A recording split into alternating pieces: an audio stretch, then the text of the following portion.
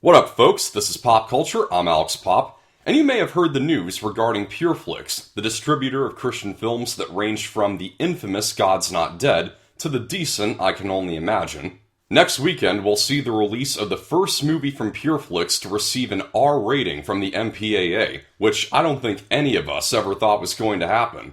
The movie in question is Unplanned, which tells the story of the life of Abby Johnson, former Planned Parenthood director who became a pro-life leader.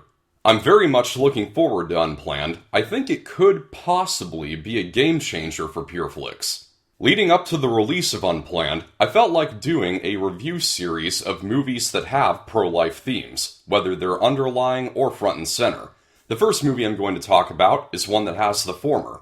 It's a drastically underrated sci-fi action flick from 2005 called The Island. This movie was directed by Michael Bay, who current subscribers may know is my favorite action director. I won't pretend like there aren't times when he settles for appealing to the lowest common denominator, but when he gets ambitious, he can really excel, and The Island is a great example of that. Which is why it's a real shame that it was Bay's first movie to not make a significant profit, grossing only $163 million against a budget of $126 million. Now, based on Michael Bay's films, his political platform is very blurry. In one movie, like the first Transformers movie, he'll include a jab at George W. Bush. Can you wrangle me up some ding-dongs, darling? And then he'll make a movie like 13 Hours, The Secret Soldiers of Benghazi, which was not a political movie per se, but there were still implications as to what was going on that allowed the attack in Benghazi to happen. So it is debatable as to whether or not it was Bay's intention to make The Island as conservative as it is, but I'm not the only one who's noticed. Pro-life is even listed under the plot keywords on this movie's IMDb page. I'll get into specifics in a bit, but first things first, I'll get into the story. The Island is set in this very year of 2019. I didn't even think of that when planning this review. It's about a community of people who are being held in an isolated compound. They're told by the leaders of this facility that they're survivors of a great contagion that's infesting the planet. They hold a weekly lottery where the winner is said to go to a place called the Island, the only uncontaminated location on Earth. Ewan McGregor stars as a man called Lincoln 6 Echo who lives in this community. Being a real observant person, he gets very suspicious about the reality that his fellow beings have accepted. And he eventually manages to discover the disturbing truth of the purpose the elders of the compound have for the people living there.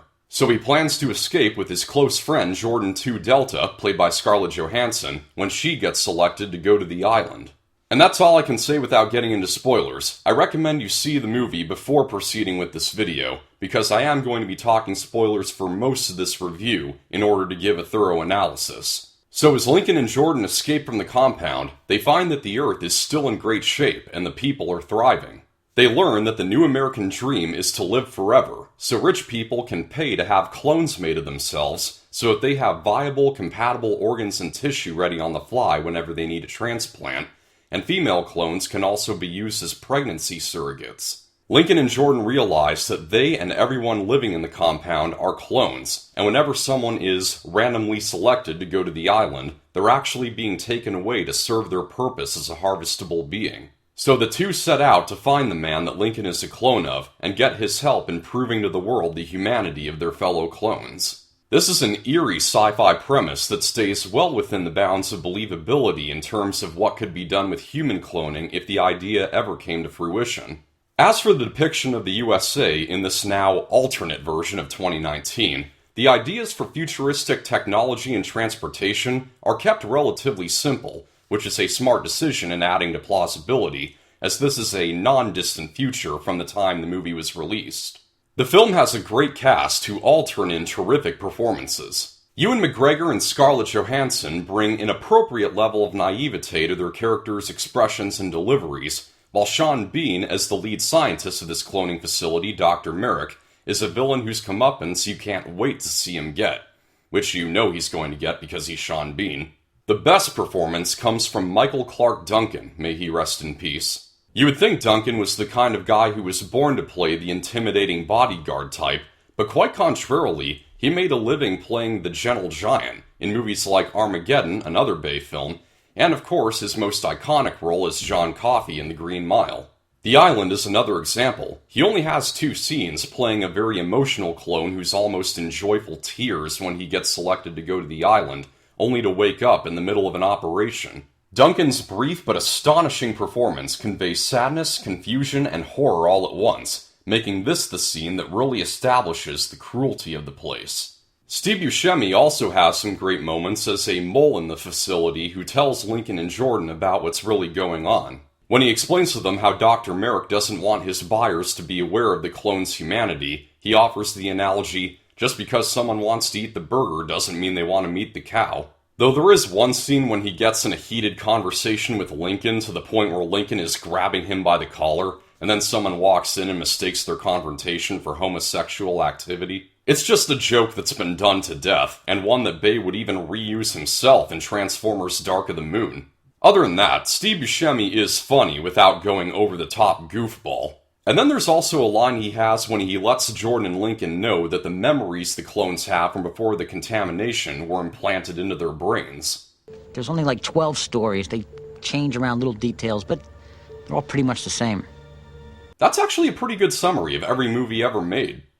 Speaking of which, The Island has often drawn comparisons to several sci-fi films from the 20th century. It has a similar plot structure to Logan's Run from 1976, as well as George Lucas's first feature-length film, THX 1138. The similarities are easy to identify, but never to the point where The Island feels like a cheap imitation. Now, this movie only got mixed reception from critics, which is actually pretty good for a Michael Bay film, but the critical consensus on Rotten Tomatoes calls it another Michael Bay movie where explosions and chases matter more than characters, dialogue, or plot. I have made the counter-argument before that most of his films are more than just non-stop explosions, but with The Island, that criticism against Bay is especially baffling to me. This is a movie that is driven by its characters and concept. The action doesn't even start until the second half. But when mercenaries are sent to hunt down Jordan and Lincoln and the action does get going, it's an awesome ride. What Bay will sometimes do is observe his everyday surroundings and think to himself, how can I make that into an action sequence? In the case of The Island, Bay was driving behind a flatbed truck carrying train wheels and he thought, I'm giving this the Bayhem treatment.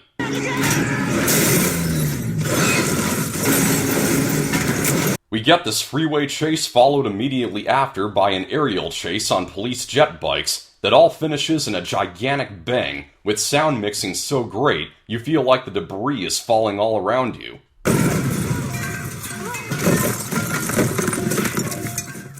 Admittedly, one aspect that Bay usually does to perfection is the amount of shaky cam. He kind of trips up on that with this movie. The camera gets shaken up a bit too much during the running scenes. But that's only a minor flaw in what is otherwise expertly shot and staged action.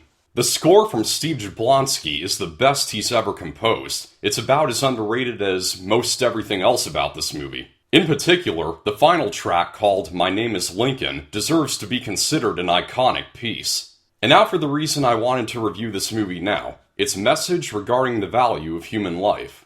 There are parallels to human rights abuses of the past, including a scene where a group of clones are taken to an incinerator that they think is a transport to the island. One could easily see this as a visual echo of gas chambers in Nazi Germany. However, most of it seems to allude to the present, with the abundant use of fetal imagery, with the adult clones in the water sacks even sucking their thumbs. To emphasize Dr. Merrick's cause, his scientists are creating life just so they can destroy it for the purpose of organ replacement.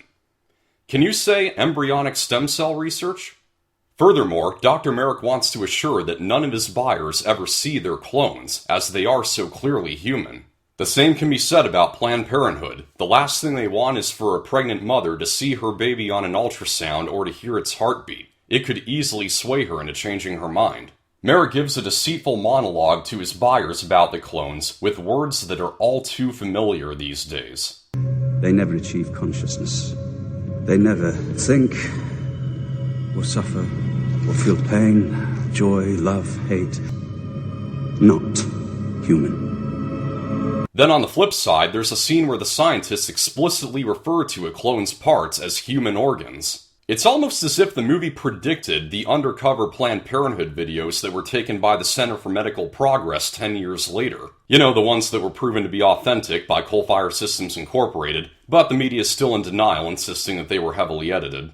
They sell these baby parts as human tissue needed for research, but they want to have it both ways and say that the fetus is not human. It's these parallels to current national affairs that make the island feel strangely real. The resolution of the conflict comes when Jordan and Lincoln obtain the identities of their sponsors, with a mercenary shooting the real Lincoln, mistaking him for his clone. The two of them are now free to move on and live in the world as any regular person, but they instead make up their minds to go back to the compound and fight to save their fellow beings still in danger. Similarly, we can go on with our lives being indifferent to something that no longer affects us, or we can speak up, fight for our fellow man. On the whole, The Island is Michael Bay's second best film, trailing just a hair behind 13 Hours. It's got a high-concept sci-fi plot with tremendous subtext, it's splendidly acted, and at the same time, it's fun and entertaining. I reward The Island an 89%. Next in this review series leading up to the release of Unplanned, I'll be reviewing a couple of movies that are more unmistakable in their pro-life message from independent filmmakers. One of them's good, the other not so good. Shall I start with the not so good one? That's a wrap, thank you for watching, I hope you enjoyed this review. Like if you liked, subscribe for more. This is Pop Culture, I'm Alex Pop.